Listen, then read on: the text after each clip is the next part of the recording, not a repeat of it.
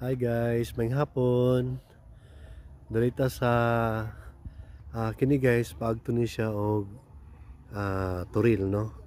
So ang kining pasaka mao ni siya paagto og Eden Resort sa taas. So na di ang proper eskwelahan. Now let's go to Las Colinas. Kung ano siya, resort or subdivision diri sa may Eden. So, makita ninyo na ay clubhouse, no? So, bago siyang build. At the same time, nasa gihimo nga lake. So, I think nag-open na ni sila last month. Mo na ang location, no? So,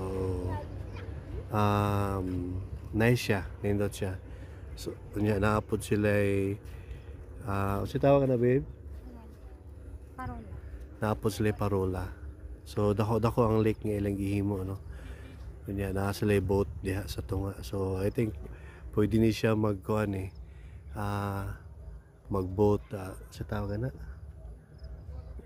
mag-boat sa kanang I think Lake nila lake. sa lake, no? So, parang sa Baguio ba? Doon na dito later. Oo. So mamaya punta tayo doon para at least makita natin yung pinaka ano talaga ay malapit tayo sa ano sa venue. So post muna natin guys.